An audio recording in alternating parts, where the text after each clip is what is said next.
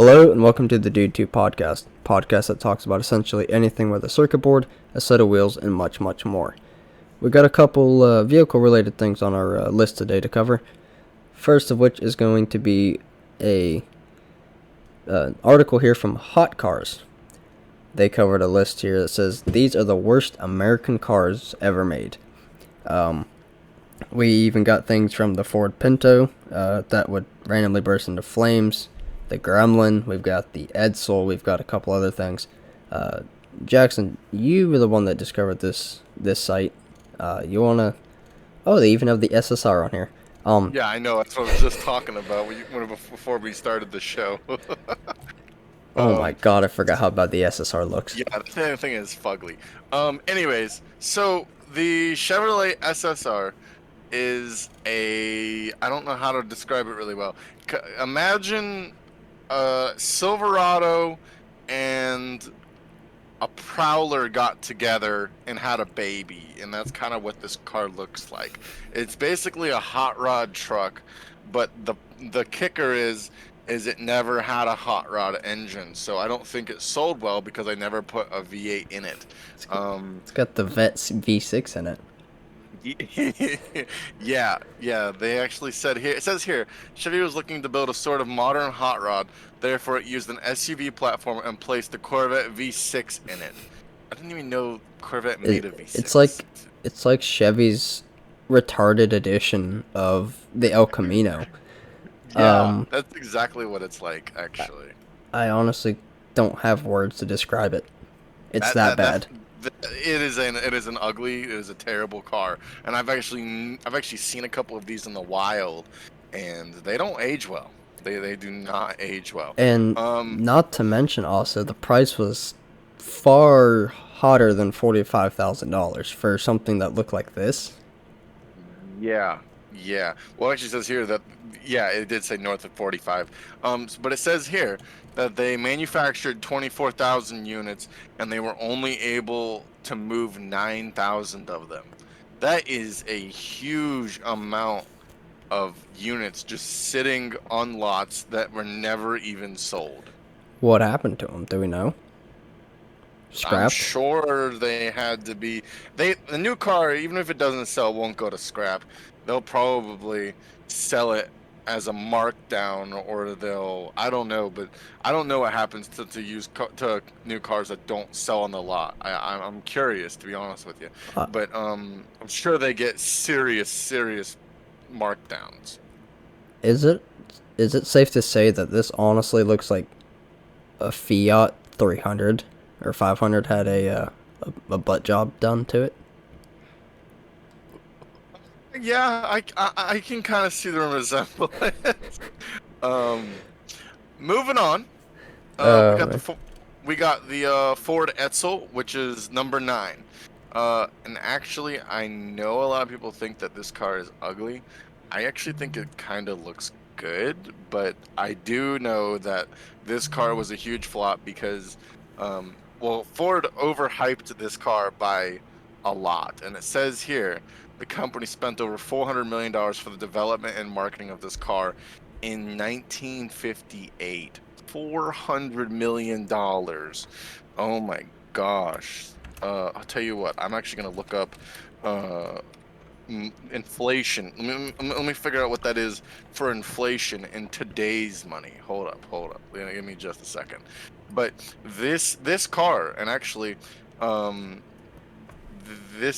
this car was actually talked about on Donut Media on their past guest podcast, and they were saying that this car actually had buttons inside to actually shoot grease into the fittings, actually like on the actual car, like which was supposed to be like ahead of its time. And oh my God, Harrison, What's up? Talk to me here. That was Christ. That was $3.69 billion in today's money. That's a small AAA film. Billion. We're talking billion with a B. Oh yeah, I know. That's That's oh small my god. Hollywood studio for a movie type money. Oh my god. That is absolutely bonkers. And then you spend that much money and then it flops. Oh my god. Uh, That's what happens when you try to go against cars that already have the rep in the game, like Oldsmobile or Buick. They've already got their foot in the door here. And yeah, absolutely. And from what I hear, it was kind of meant to be kind of like a luxury car, but it kind of never was. And it really had a lot of problems from the get-go. And I think I read somewhere, I think actually Donut Media said that of like the 20 press cars they had, only like 11 of them made it back to the actual dealership after they got done reviewing it.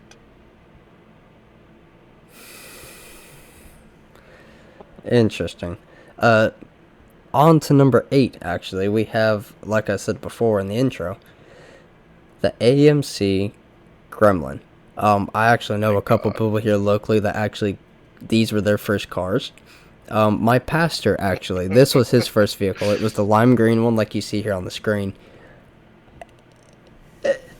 I don't even know where to start with. It's like an old Camaro had the back end cut off and a roof raise. It's kind of like an old Camaro and a Pinto had a baby. It's disgusting looking. It is absolutely atrocious. But despite them being pretty bad cars, they sold over 500,000. They sold pretty well actually for 1970. They were, I mean, they were cheap. They weren't reliable by any means, but they were cheap transportation. So, and people like them for some reason or another. I can't understand why, but I mean, if you like it, you like it, I guess. to each their own. Exactly. Number 7 is actually a pretty surprising one. It's the Corvette 305 California. I've noticed a lot of car makers are putting the California tag on them. Ferrari, for example, they have a couple of them.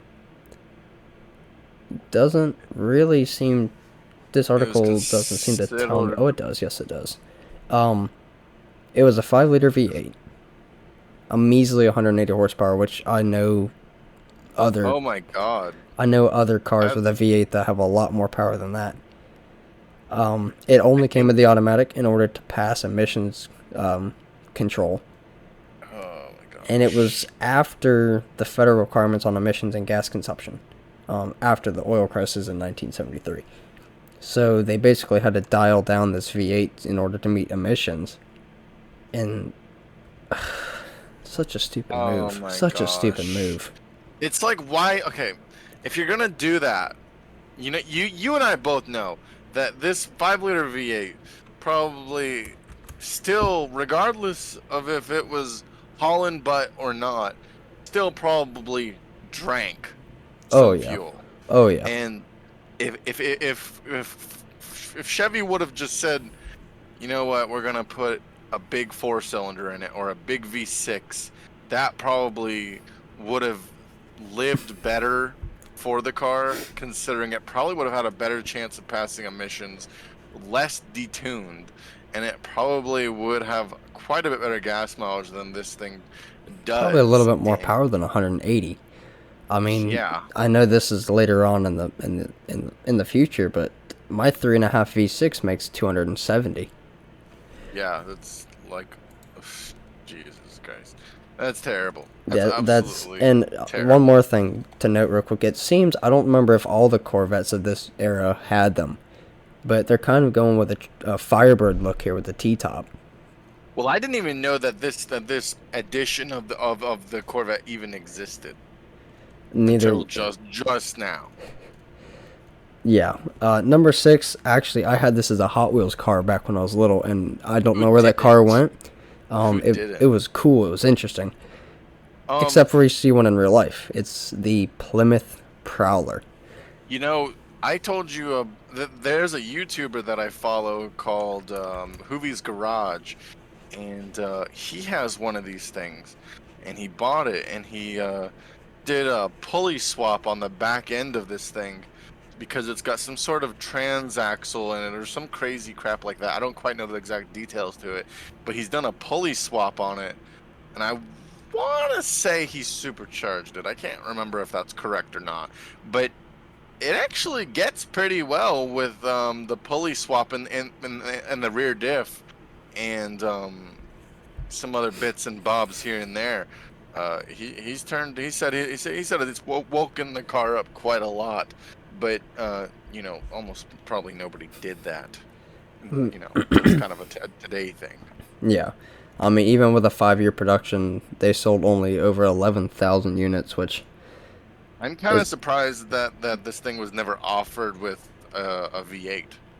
It only had I the think 3.5 V6. I think if it had a V8 in it, I think it would have sold way better. And a manual, too. They only had it in the automatic. And if you're Yeah, going yeah, for a yeah. retro... If you're going for a retro hot rod, this is not the way. You don't throw a measly V6 and an automatic in it. Was this the time that actually I want to say that this car had Mercedes Benz had a hand in this car. Hold up. Let me see if I'm correct on this. Uh, I just want to know what's going on with the front bumper looking thing. yeah, that's not too pretty. Uh, yeah, that's not real pretty at all. Um, God, it's a disgusting car. It is quite an ugly car. Well, I can't right off the top of the article. I can't find any article that's anything like that. Maybe it's another car I'm thinking of that had Mercedes-Benz had a hand in it. But I do know later on Mercedes-Benz did buy Chrysler for a little while. But that was at a later date. Number 5 on this list is the Ford Mustang 20th anniversary Shelby GT 350. Now, don't get your hopes up here. Don't get excited. Don't wet your panties any. She said Carroll Shelby did not work on this car and was not pleased with all the marketing team decided to give the name GT350 with one of the worst muscle cars ever made in existence. Shelby. I would be extremely mad if I was Carroll Shelby and you plastered my name on that car. That was just hot garbage. Yeah, I mean, I don't even know where to start with this thing. I don't want to. So it's got inline 4 that's turbocharged. It's a Mustang, dude. It's oh my god. It's a mix between a Fox body and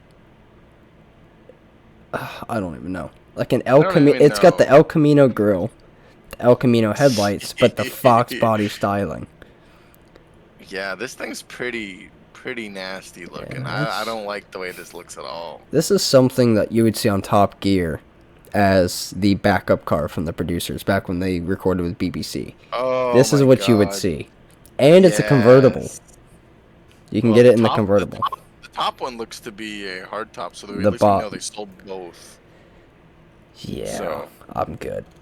Yeah, I'm good too. For number 4, we have the Cadillac V8 Fleetwood 6.4. 6x4, I think, is how you say it.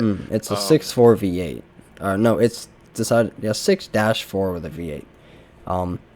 It had the electronic cylinder deactivation system, but from what I understood, it did not work very well. It was actually quite hot garbage, if I remember correctly. It would stick, and it'd only run on the bottom 4 cylinders. It meant that the car would electronically shut down 4 cylinders when cruising around to save fuel. When more power is needed, the system would activate the other 2 cylinders, and so on up to the V8. The big problem was that the system was an incredible mess, and the car was unreliable.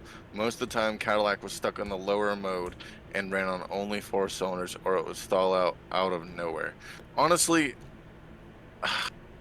I mean, why would you even try to do that on a car this big to begin with?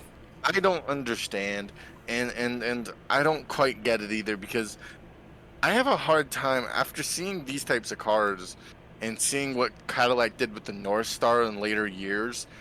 I really have a hard time buying any Cadillac ever, Mm-hmm. because they don't have a good reputation. Mm-hmm. I mean, I actually know a mechanic that had one of these in his shop when I was doing some what was I doing? What's the word I was looking for? I was interning there while I was finishing my schooling for auto mechanics, and I said, "Oh, that's cool. It shuts down its cylinders. That's way before all the other cars started doing it." He said, "No, this is garbage." He said, "This owner's about ready to just sell this car because it's caused him so many problems." So it definitely had some serious, serious issues. Um, it's a Cadillac. What do you expect? Very true. Um, Chrysler TC by Maserati. This looked to me, just by a glance, and I might be wrong. It almost looks like a LeBaron with a Maserati little something on the front of it. Mm-hmm. The little Uh, Maserati badging all over the place. Yeah, it says it was introduced in 1989 and was basically a very expensive, very unreliable K car. The K platform was introduced by Chrysler in the early 80s and was created to cut costs and also to build less than memorable vehicles such as the Dodge 400. The car is not I've fast, seen pictures of that. and it was not nice to look at, but it had the name Maserati attached to it, which meant that it was marketed as a high-end cabriolet. It was basically a cheap Chrysler dressed extremely well from prom. I was also worth remembering that in those years, Maserati was also manufacturing some of the worst Italian cars ever seen, like the Bi-Turbo. Bi-turbo Oh, has a rep, that is for sure. And the oh, fact that they is a compared this bad to that, car. That is a bad car. That car, oh my God. the fact that they had to put it in the same list as the Bi-turbo should tell you all enough. That if you ever see one of these on Facebook Marketplace for sale, Run. run Just run. Just run. or buy it and set it on fire and take it out of its misery. You know, offer the guy $10 and a pack of beer, and I'm pretty sure he'd be happy to get rid of it. Number two on our list is the Ford Pinto. Woo woo! We all Oh knew this dang! one was on here. This basically the issue with the Ford Pinto is everyone who doesn't know. Basically the Ford Pinto, whenever it got into a rear-end collision, the gas tank basically exploded and left you turned into a fiery mess. Yeah, that sounds like total fun. Um, Man, it was nothing better than getting baked in your own car. and we're not talking about the legal baking now. No, no, no. We're talking about the I'm getting my flesh burned baking. Mm-hmm. At least they had the decency to put white walls on it, though. My God, that's what car at that time didn't have white walls though? That's true. And Okay, number one. wait, before you say it, Oh, everyone, what car do you think is number one? I'll give you just a second. say it to yourself. Here's Put it in the here, comments. yeah, put it in the So, comments. You think it is? I'm going to describe it first before I say the name. If you ever Honestly, watched the movie Lilo and Stitch, and you know the big four-armed guy that came in after Stitch, after Lilo adopted him, he had the four arms, he had the four eyes. oh That's how man. I'm going to describe it. If you ever been to the Lilo and Stitch ride at Disney, then you'll know who I'm talking about. It's the Pontiac Aztec. Oh my God, that car Probably is. something I would buy my brother just to shame him You know for what I was anything. really surprised was not on this list, Harrison? The PT Cruiser. I really thought PT Cruiser was gonna take number one. I guess it's better than a Pontiac Aztec. I guess so. I mean, And I mean, most of these were Chrysler products. Or GM yeah, products, I I hate mean. to say it, But you were correct, and there was only one Ford on this whole list. Actually, two Fords. Hmm. Yeah, two Fords on One this was whole list. sort of modern, one that you can still find on Marketplace. Yeah, yeah. You, well, three actually now because you got the Ford Pinto, the Shelby GT350, and then we have the Ford Edsel. Edsel. Yeah. Hmm. So I don't know. I'm not. I don't claim And that to be a Ford guy by any it's stretch. it's But hilarious to me though, because everybody knows the Corvette C7, how beautiful of a car that was, how nice it is, how it looks. It was designed by the same company, the same team that designed the C7 designed the Aztec. It's essentially like they took mm, this, put it in a computer program, copied and pasted the front end image, but forgot to remove the second layer. So they had this bit of an outcropping from the top half of the first image in the second, and it's just stuck on top.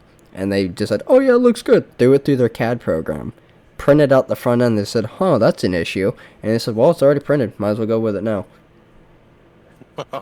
But it's weird because it's like, you ever seen that meme of the person drawing the horse? And it gets really good and then it gets progressively worse as you go. I don't think I have seen it. Well, if you're looking at the article here, Jackson, you see the back end. It's the side shot here with the orange one. Hmm. It looks pretty decent in the back, and then it just gets progressively worse the further you move forward. Hmm. I I'm mean, gonna I'm gonna what's throw up a picture of it, side by side with this right now. I'll put that in post editing so you can see what I'm talking about. Ugh, alrighty. such a terrible So, car. um, we're gonna go from the absolute worst American cars you can buy to some of the best V10 sports cars you can buy for surprisingly cheap. I know we're going from literally one opposite to the other. Um, First on this list, well, last because we're going from last to first. Um, is the 2006 BMW M5 E60 that they say you can pick up for about $19,800. Um, Harrison, do you realize the significance of this car? Um, this car had the monstrous sounding 5 liter, and this car did have some issues from what I understood, where the actual um, what's the word I'm looking for? Where the connecting rod meets the actual head on the piston, there was issues there, and they basically destroyed the engines if they weren't taken care of, uh, and actually serviced the way they were supposed to be serviced. Huh? I did not But know that. these cars sounded, oh my god, they sounded so good. Yeah, But they have. I didn't realize you could get them that cheap. To be honest with you. No, not nowadays you can. But they essentially had a limiter mode where it would restrict output to 400 horsepower, which I don't really think 100 horsepower is going to make that much of a difference in a 4,000 pound four door sedan uh, with a 5 liter V10. Don't think that's going to make much of a difference. It had Well, individual throttles per cylinder. I'll guarantee that was a problem in its own. and if I remember correctly, from I actually remember Tyler Hoover, that same guy who did Hoovy's Garage, he bought one of these, and it has separate actual throttle bodies for one for each bank of five. And so when one went out, the whole thing ran like garbage. Interesting. Yeah. So sounds awesome. Don't know if I'd buy it, but it's on the list. Still think it's cool. Hmm. Um, for number six, Harrison, how about you put us into this one? So for number 6, we have the 2007 BMW M6. It seems like we're staying with the trend here. It's Yeah. it's basically a shortened version of the M5, like before. Uh, Powertrain is identical, suspension's the same, tires the same. The only difference that anybody could really find is the tuning on the suspension. Uh, the M6 does, from reports here, it says beyond that, the M6 is pegged with an air of slight understeer. I don't know. Means it gets tail happy. Mm-hmm. Uses a carbon fiber roof, 55% lighter than that of its four-door counterpart. Comes with lighter wheels and a lighter front and rear end, thanks to some fancy fiberglass reinforced plastic. Still odd to me why they would make a car with the same amount of horsepower, shorten it and lighten it up, and don't not see where the issues could lie. I guarantee you it's having that massive V10 in the front end, and then you go try to turn on these little, skate-sized tires, and that's just like, no, I'm not going. Yeah. Have you ever watched Car Trek where with Ed Bolian, Tavares, and Tyler Hoover Harrison? Mm-hmm. I've seen a couple of Okay. the episodes. One of the episodes, not this last season that just dropped with all the Ferraris. The one before that, the previous season, Tavares got stuck with one of these, and it was a complete basket case, and it ended up leaving him on the side of the road. I mean, it's a BMW. Yeah. He probably didn't change his blinker fluid. Yeah. I mean, I think BMWs are cool, but I don't know if I'd buy one just because I don't want to keep up with all the maintenance. Mm-hmm. And moving on to the list here, number 5, we have the 2007 Audi S8 Quattro. You can pick one up for about $20,000. I failed to mention that you can also pick up the M6 from before for around $17,500. Still pretty cheap if you got the cash for it. Do you want to talk about a little about this S8 Quattro? Yeah, so the S8 Quattro has that 5.2 liter V10, and actually, this car shares its engine with the V10 Lamborghini Gallardo, or Gallardo, however you say it. It shares the same exact engine. It's just mounted in a different part of the car, obviously. However, I have seen. I keep bringing a cloud over all these cars, but I keep seeing things. And again, this is on Tyler Hoover's. Tyler Hoover's mechanic. His name is Car Wizard. Is what he goes by on YouTube. He actually posted a video of one of these cars, and these cars cannot be daily driven from what he's basically saying. And he says that the reason why is because the throttle bodies will carbon up on these Audis, basically. Like this V10 is not an engine. Like I said, it's a Lamborghini engine. It's not meant to be daily driven. And when you daily drive them, they have to have the whole intake stripped off, and you have to go in and you have to clean the valves on the top of the engine because of the carbon buildup from the direct injection. I know I keep saying bad things about all these cars, but they're legitimate things. I would hate for people to go and buy these cars and think, oh, we're home free. I got one of these cool cars for a great price, and then not realize that they do have issues. I agree with you too. I love them. I love that people are able to go out and do this, but they should at least be informed of the issues that they could possibly face with these cars. We don't want you to drop 20 plus K into a car thinking, oh, you got a V10, awesome, good for you. That's a lot of brownie points for whoever you're trying to impress. But you go to bring your girlfriend out to dinner and you pull into her driveway and a rod goes flying through the hood and into the roof. It's just, I feel like it needs to be said, especially if I have the information, that's for sure. Yeah, we want to inform you, but we're not trying to bash these cars by any means. That's not what we're here to do. But, like Jackson just said, we're here to at least inform you of. We're not saying this happens to every single car. You don't need to go and tear the intake off of every single car. It's a good majority of it, though, where it has to be brought up. Yeah. And another thing that to be noted with this car is because it has the Lamborghini V10 in it, if something goes wrong on it, like say for instance, you got to replace plugs and coils. Mm-hmm. Plugs and coils on a Lamborghini V10 are not going to be cheap. You're gonna be paying Lamborghini prices. Mm-hmm. So number 4 on our list is the 2007 Audi S6 5.2 Quattro. Oh, You it's can the same engine. It's the same exact you engine. can pick one up for $10,000. We're not really going to sit too long on this one. It's the same car, just a little bit smaller. Interior is about the same.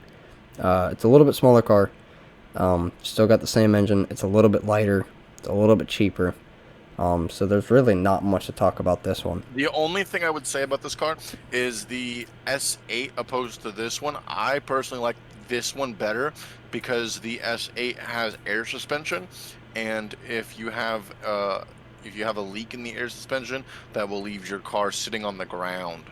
This car is a coil sprung suspension, so you don't have to worry about air suspension on this thing, it looks like.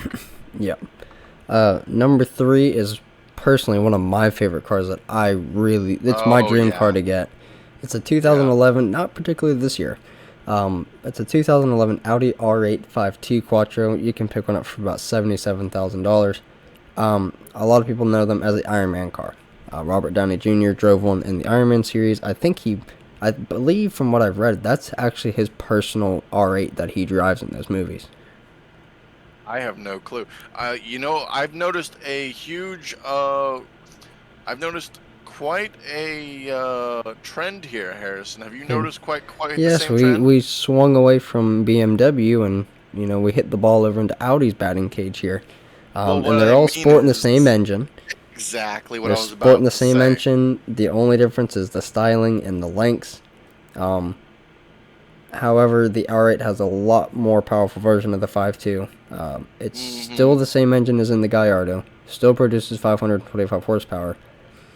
It's just a few things have been tweaked and swapped. And And it says here it weighs a lot less than the S8 and the S6, and it comes with a manual transmission. but it's such a nice looking car. They sound super nice. They look super nice. There's actually a guy that I go to after I get off work. I go to get breakfast, and literally he comes through the McDonald's drive-through every single morning in one of these, and he goes to the dealership right across the street. And I love it. I roll the windows down whenever he rides by in it. Yeah, they're such nice sounding cars. They're so beautiful. Number 2s, we're Did you say how much that one can be picked yes, up for? yeah, Okay, 77,000. A hair, just a tad bit under 100,000. Once you do all the registration and all that fun stuff and paying for fuel. We're kind of going to the hindsight here. We're moving over to the 1995 Dodge Viper RT10. You can pick one of these bad boys up yourself for about $35,000 on average. It comes with an 8-liter V10, so it's 3 liters bigger. That's a giant mammoth of an engine. And it has no driver aids, no traction control, no stability control, none of that. No, not even door handles. You don't even get door handles on this. Yeah, I remember Ed Bolian on VinWiki's YouTube page. He said that he drove one of these, and he said the best way he can describe this car is imagine that you're wrestling with a car that wants to kill you every single chance you get, and then that's this car. Yeah, that's what probably makes them so exhilarating to drive. Yeah. Oh my gosh. Hey, at least it comes in a convertible. One. True. I like that wing on the back of the red one. It does come with a 400 horsepower V10. But it's a track car. It's a true. So number 1 is the 2004 Dodge Viper for 45 G's. It sports an 8.3 liter V10, Which and sounds power was now amazing. increased to 500 horsepower, and it still didn't have traction control or ABS. However, it did have airbags, so whenever you crash, you might walk away from it. And they even said here, Viper owners posit the best form of traction control would be the R888 race tires, which aren't street legal but would be safer than using the run flats the car comes with. That's just crazy to think. And they just rolled the last Viper off the line not too long ago, actually. The Pennzoil Yeah. made a commercial regarding the vehicle, where they went and stole it out of a warehouse and they drove it through San Fran. And it just sounds so nice. I will admit that the Viper V10, all across the line, I'm not one specific Viper, they are some of the best sounding V10s I think in existence. Personally, that's my personal opinion. Yeah. So do you want to move us over to the next topic here? Yeah. So the next thing we're going to talk about, going from complete overkill gas cars to why electric cars will take over sooner than you think. I know we're in the middle of the biggest revolution in motoring since Henry Ford's first production line started turning back in 1913. Basically, we are in a huge revolution of motoring in general. Just, electric cars are literally turning the auto industry on its head. And I know there's a lot of people that don't like electric cars. I don't personally have a problem with them. And actually, Harrison, I watched a video today of the Rimac. Uh, what was it called? It was like the Navara, the Rimac, the Navara, I think is what it's called, the Navara, and this car is all-wheel drive. It literally walked the fastest Ferrari in existence. We're talking a Ferrari that cost $3 million, and it literally like walked it like it was sitting still. Yeah, I don't know how that would even be a thing. I'll have to send you the video once we get off the podcast. But basically, electric cars have completely changed the auto industry for the better, in my personal opinion. Um, it's really great because I'm personally not a huge tree hugger, and I know Harrison isn't either. But if what we like and what we think makes a better car just so happens to make less emissions for our planet, that's cool. It's not the reason why I would buy one, but it's just an added benefit personally. Yeah, and it says right here, it says Jaguar plans to sell only electric cars from 2025, Volvo from 2030, and Lotus from 2028. And G, Cadillac. yep, Cadillac is also. GM 2035, Ford in Europe would be 2030, and it's just crazy to see how all that's going to start happening. Well, there's a lot of cars out now that are electric or that are being released that are really not bad cars. The only problem that we're really facing at this moment is the steeper cost to enter the market. Because battery electric cars are costing more than an internal combustion car, but the fact that you don't have to fill it up ever, you just go home and plug it in at the end of the day, is really attractive to a lot of people. And pretty much everybody who has an electric car, like a Tesla or something, that has one, if they were asked if they'd ever go back to an internal combustion car, they basically all say, no, we will never go back because we love it so much better. And it's funny here too because even Jeremy Clarkson is showing his disdain for electric cars as well. It's at the bottom of that article if you want to read up on that real quick. Oh yeah, let me see what he's got to say. Mm,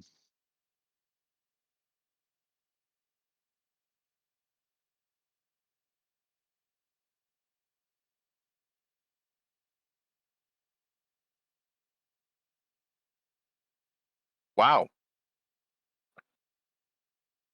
So That's not somebody you'd expect to have no, I'm staying away from this kind of vibes from. But I mean, you kind of see it from the past couple years of him doing his shows, through the Top Gear as well as the Grand Tour, which Jeremy Clarkson on Top Gear,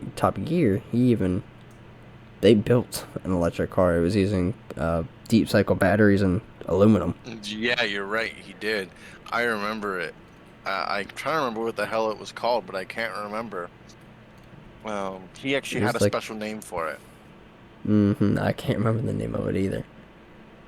But um, I don't know. It's there's a lot of people that are really just pushing against it. And I think it just needs to let it happen. But one of the big things is you don't have to buy gasoline, obviously, and actually a lot of people are liking the instant torque. Electric cars have an instant torque from zero, literally balls to the walls right off the bat. Mm-hmm. And I know it's not an article right here, but that Rimac that I was talking about did a 8.6 second quarter mile, That's insane. and it's a production car. It actually broke the record for the fastest production car in a quarter mile. Quarter miles are hard ones to beat, especially with, there's such a small distance to cover so quickly that it's just insane to see them covering them that fast. Yeah, so they're saying that just a decade ago it cost $1,000 per kilowatt hour of battery power, says Madeline Tyson of the U.S.-based Clean Energy Research Group (RMI). Now it is nudging $100 US per start to become cheaper to buy than equivalent internal combustion vehicles. But it says Miss Tyson, when you factor in the cost of fuel and servicing, EV need much less of that. Many EVs are already cheaper than the petrol or diesel alternatives. At the same time, energy density, how much power you can pack into each battery, continues to rise. They are lasting longer too. Last year, the world's first battery-capable powering cars for 1 million miles was unveiled by the Chinese battery maker CATL. Companies that run big fleets of cars like Uber and Lyft are leading the switch over because the savings are greatest for cars with high mileage. Um, It's crazy to see even fleet cars doing this too. well, I watched a video just recently of all the taxis in China are now basically all electric, and they said that they cover total on their fleet. They cover about I don't remember the number. It was some astronomical number per day. It was something like 26,000 kilometers in a single day or some crazy crap like that. So imagine how many miles a year are being driven just by this one fleet in China. And another thing too to add on to the EV thing is that yeah, they're expensive now, but once the market gets saturated and they have the technology unveiled and ready, you're gonna see the prices of these things just plummet. And you're gonna be able to pick Yeah, up you should be able to pick up a Tesla for the cost of like a Ford Escape. yeah, yeah. And I'm really hoping that day comes sooner rather than later because I think it's going to be amazing. I think so many people are just going to buy one and then live with it for a couple weeks and then they're going to be like, why the hell didn't I do this sooner? Yeah, I agree. And talking about the financials of everything, how the prices are gonna change and stuff like that.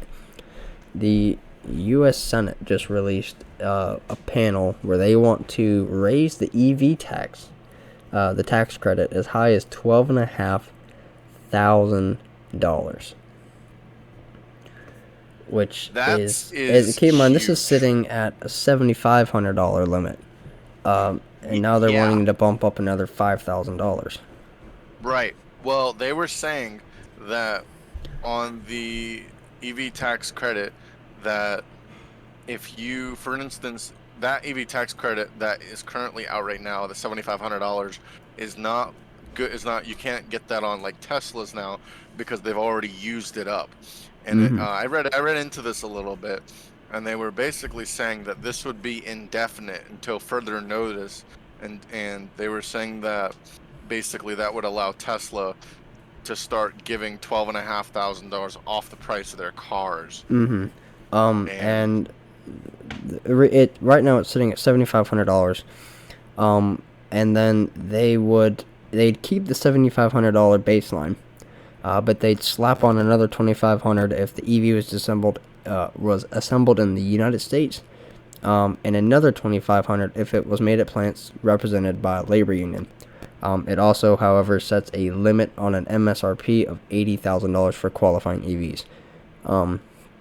$80,000 for an electric vehicle is kind of not too Oh, far out the window right now. it's totally doable. You can get a Model 3 right now. Tell you what, while we're talking And about this, I'm gonna go build one on Tesla's website and see what's the the cheapest you can to get add one. on to the qualifying EVs at 80,000, that's the maximum it's setting at. However, the current EV tax credit plan does not have a price limit, which is something to look into if you're looking at buying one of these vehicles. Maybe you should wait until this new tax credit plan goes into effect, or if you should just go ahead and pick one up while you can. Yeah, if it were me, I'd probably sit just because the possibility of um, letting you actually get a more car for your money is great. So the cheapest Model 3 right now that you can buy is sitting before any tax credit whatsoever at 39,990 US dollars. That's still super affordable for so many people. That is totally doable. And even the performance Model 3 with the performance motors in it that make it super fast are still only I remember when they came out, $56,990. they were sitting about 65, 70. Yeah, and the long range is $48,990. But if you wanted to get a Model Y, so if you wanted like a crossover, the cheapest you could pick one of those puppies up at is long range right now is the only one that they sell, the cheapest one they sell for $47,690. So with this EV tax credit, it's gonna be huge to Mm-hmm. people, when they're talking about buying one of these cars when they could just get so much money off. Mm-hmm. I think it's awesome. And there's I a think it couple needs to people that happen. are kind of fighting this or kind of holding their ground here. There was a comment on this article that says instead of subsidizing the purchase of EVs, how about subsidizing research into making better batteries? Batteries without elements like lithium, maybe even solid state batteries.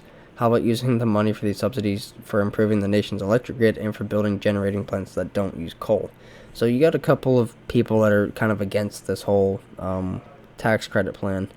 And there's a Yeah, couple people that say if you're looking to do this, leasing is the best way to buy an electric because after about 3 years on a lease term, the batteries are kind of on their way out. Which is the reason why you I never don't really think see a Tesla that's older than that's. 2 years out on the road.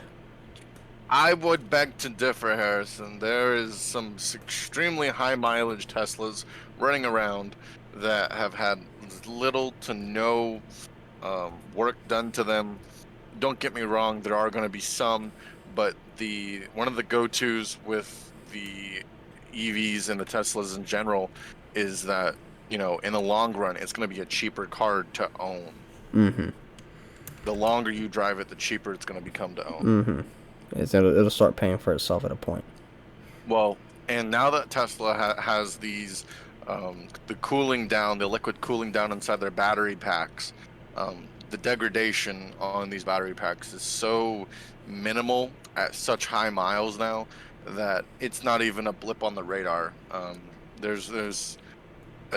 can't think of a good reason not to buy one Mm-hmm. right now.